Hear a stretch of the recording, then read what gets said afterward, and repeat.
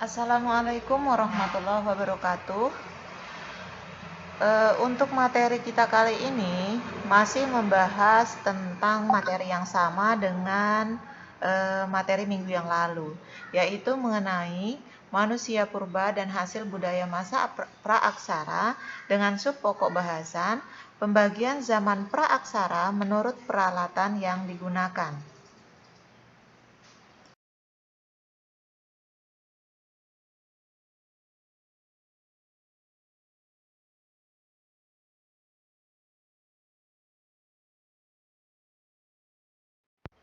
Tolong disimak baik-baik ya, bahwa pembagian zaman menurut alat yang digunakan oleh manusia purba itu dibedakan menjadi dua zaman, yaitu zaman batu dan zaman logam.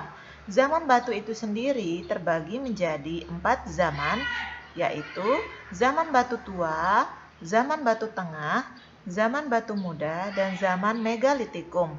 Sedangkan zaman logam dibagi menjadi 3 zaman, yaitu zaman tembaga, zaman perunggu, dan zaman besi. Nah, di Indonesia itu tidak memasuki zaman tembaga karena tidak ada penemuan-penemuan yang membuktikan bahwa Indonesia mengalami zaman tembaga.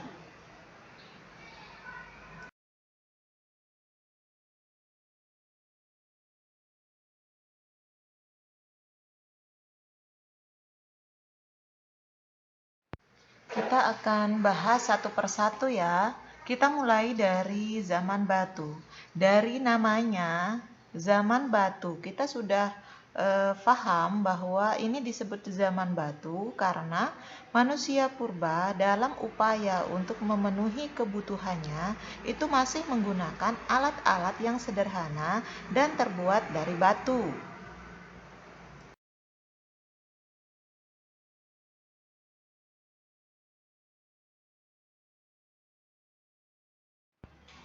Seperti yang kita sudah bahas di awal tadi, bahwa zaman batu dibedakan menjadi 4 zaman.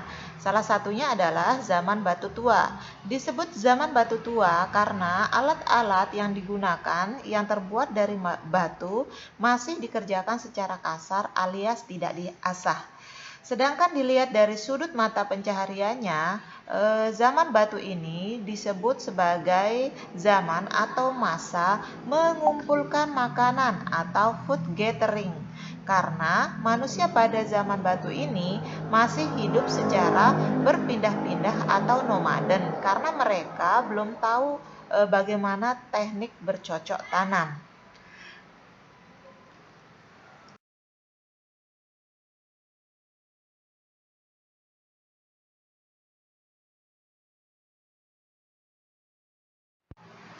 Zaman batu yang kedua adalah zaman batu tengah, di mana pola hidup manusia pada zaman ini masih secara berpindah-pindah dan mengumpulkan makanan, karena hidup mereka masih sangat tergantung kepada apa yang disediakan oleh alam. Jadi mereka memperoleh makanan dengan cara berburu.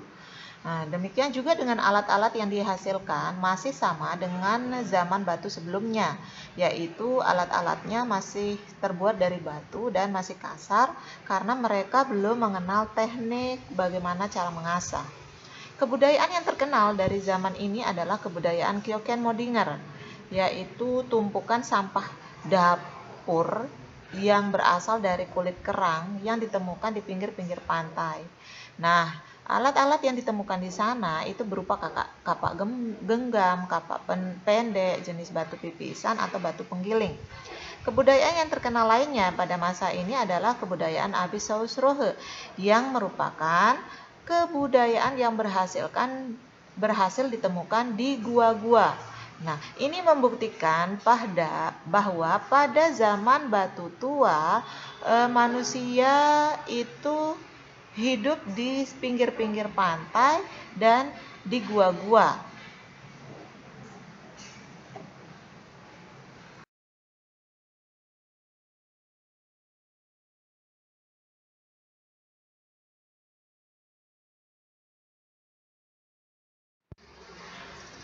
Zaman batu yang ketiga adalah zaman batu muda.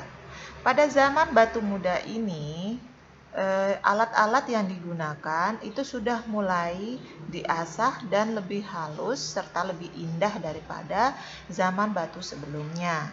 Nah, pada zaman batu muda ini sangat terkenal di mana terjadi revolusi kebudayaan, yaitu telah terjadi perubahan pola hidup manusia dari food gathering atau mengumpulkan makanan karena tergantung pada alam digantikan dengan food producing. Artinya bahwa manusia pola hidupnya sudah bisa memproduksi makanan sendiri dengan cara bercocok tanam. Artinya hidup mereka sudah tidak lagi tergantung pada apa yang disediakan oleh alam. Jadi mereka tidak lagi melakukan perburuan seperti sebelum-sebelumnya.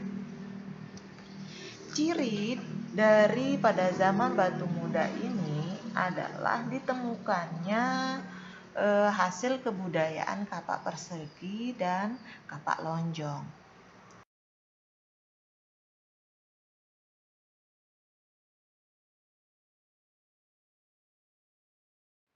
Zaman batu yang keempat yaitu zaman batu besar atau zaman megalitikum.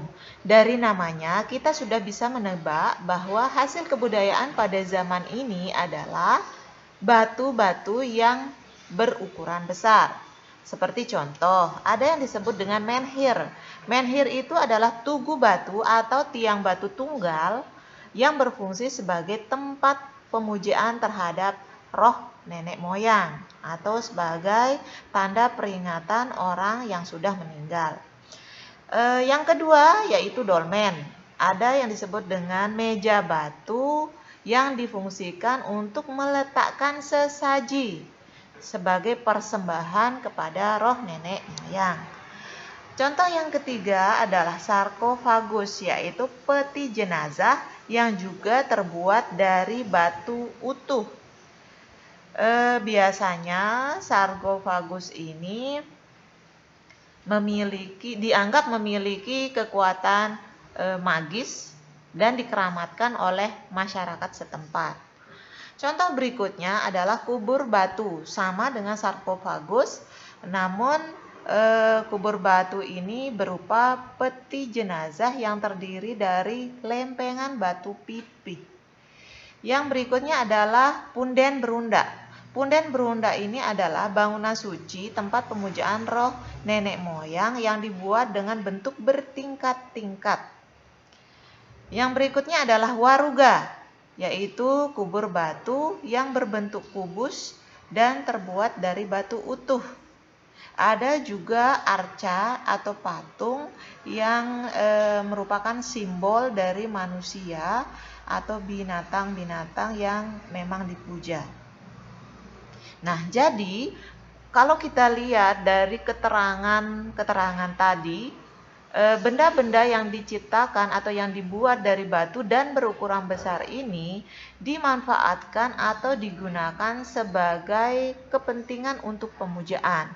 Itu artinya pada zaman batu besar ini manusia sudah mengenal apa yang disebut dengan sistem kepercayaan, di mana mereka menyadari ada kekuatan lain di luar dirinya.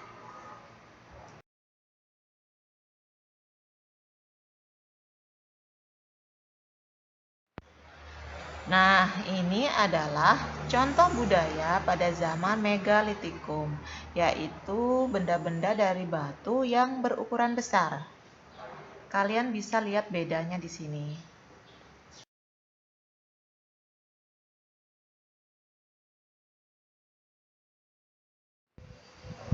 Kita sampai di penutup pertemuan kali ini, yaitu kita evaluasi dulu ya. Ada beberapa pertanyaan yang harus kalian jawab. Yang pertama, mengapa manusia purba membuat peralatan dari bahan batu, kayu, dan juga tulang? Yang kedua, bagaimanakah proses penemuan api oleh manusia purba? Yang ketiga, mengapa zaman Neolitikum disebut sebagai zaman revolusi kebudayaan? Dan yang keempat adalah sejak zaman apa manusia mengenal sistem kepercayaan dan apa buktinya? Nah, bagi yang sudah mendengarkan penjelasan Bu Guru sebelumnya, pasti bisa menjawab sebagian dari pertanyaan ini. Kalian juga bisa menjawab dengan mencari sumber lain yang relevan ya. Oke, terima kasih atas perhatiannya. Sampai ketemu pada pertemuan berikutnya. Assalamualaikum warahmatullahi wabarakatuh.